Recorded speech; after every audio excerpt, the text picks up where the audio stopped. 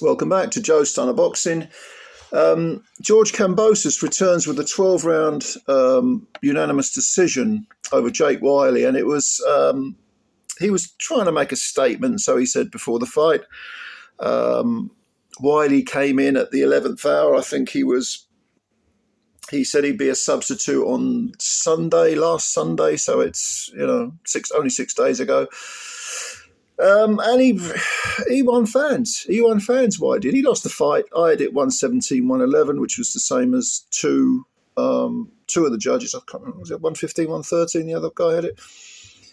But yeah, Wyllie. You see, Wyllie was pretty much unknown. I'd only seen odds and ends on YouTube, and it was really striking that in 2022, was it 23, he had a defeat, a third-round stoppage defeat, to a guy whose name I can't remember. But this guy had a 0-2 record, and he's knocking out or stopping. He scored 2 or 3 knockdowns in the fight.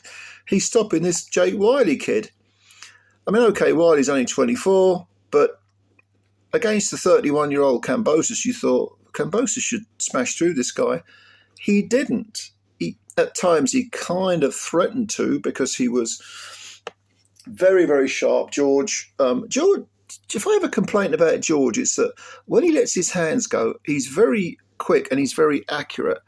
But there are too many periods of each round where George doesn't throw anything. There's some feinting going on and sort of waiting. It's kind of like he's intent on fighting in little bursts. And as a result of that, I mean, I think this allowed both Haney and Lomachenko to win easier than they perhaps would have done. Because George, when he lets his hands go, he's a threat. And he's never had the greatest defense, but the old cliche about the offense perhaps being the best defense might apply to George. Against Jake Wyllie early on, Wyllie looked, I wouldn't say intimidated, but he's one of those guys, and this performance really illustrated this. He's one of those guys who's probably a lot better than he realises he is.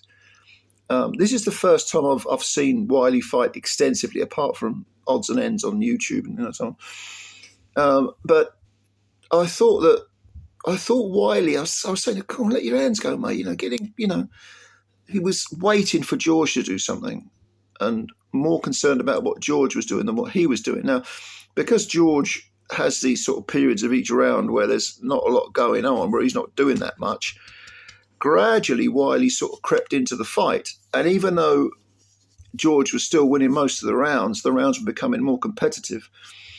There was a clash of heads at one point that left George with a sort of vertical cut going almost between the eyes, but it was well controlled by the corner. The referee reprimanded both of them, said clean it up, keep it clean, because there was a bit of rough and tumble going on. I wouldn't say this was a thrilling fight, but it was entertaining. It was, you could see with George, I mean, he's 31 now, and he's got a lot of miles on the clock with those, the Teofimo fight, the Lomachenko fight, the 2 Haney fights, Maxie Hughes. A lot of people thought Maxie Hughes won that fight. I thought he edged it, but yeah, you can definitely make a case for Maxie Hughes having won that fight. So he's got a lot of miles on the clock. But what Kambosos does wrong and what he does well, both those things were evident in this fight. Defensively, a little bit loose, periods of inactivity in every round, but very fast, very sharp, very accurate with the hands. Footwork's pretty decent.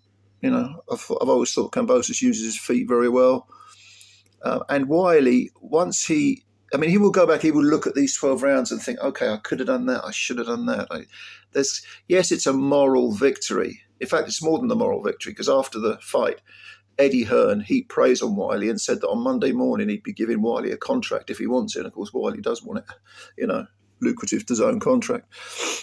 So he's made a name for himself up to a point, but with a bit more self-belief and maybe a bit more of a gamble, I feel that Wyllie could have cause George even more problems. And of course, it's easier said than done, because the more cavalier you get, the more you move forward, the more you let your hands go, the more chance there is to be countered, to be, beaten to the punch, to be check hooked, or to miss. It's to use up. You're obviously using up more energy, but so maybe this was an educational fight for Jake Wyllie. He is only 24, and this is I think he's been 8 rounds before a couple of times, but to do 12, yeah, it was an education for him, especially as he took the fight on the 11th hour, very late anyway. And at 24, he's got time on his hands. He can improve. For Kambosos, Richardson, Hitchins awaits. Talking about, let's say July, Eddie say. The cut will have to heal. I don't know how deep it is, but it was controlled by the corner. And Kambosos was heaping scorn on Hitchins, doesn't like him. But I think to beat Hitchins, Kambosos will have to fight better than this. I really do think so. Can he do it? It's probably a video for another time, isn't it? But he'll need to fight better than this. Maybe this 12 rounds will shed the rust. Last time he fought was against Lomachenko. He got stopped in 11. That was down at lightweight. He's now at 140. So he had 10 months inactivity. Maybe he needed that 10 months. But it's going to be, I think it'll be interesting. Hitchins versus Kambosos. Yeah, I would make Hitchins the strong favourite to start with, but Teofimo Lopez was a strong favourite against Kambosos. And if Hitchins makes the mistake of thinking, oh, he's past his best, he's finished, I can just mop the floor with him, he's making a mistake if he thinks that. Anyway, what did you think? What do you think of George? What's he got left? What do you think of him against Hitchins? And what did you think of Jake Wyllie's effort? Good? I thought it was good. Leave your comments below. And if you like the video, please hit the like button and also subscribe to the channel and spread the word about Joe Stunner Boxing, because it's your channel as much as mine. As I've said before, if I'm making videos for no one, I'm just in an echo room and no good. So thank you very much, ladies and gentlemen. Not a bad way to spend a Saturday morning watching all this good boxing from Australia. It's now, it's not even midday. So the time difference means that probably I'm going to be thinking tonight, is it Sunday or is it still Saturday? Usually watch the boxing in the evening. But comments below. Thank you very much. Hope you enjoy the rest of your weekend, and bye for now.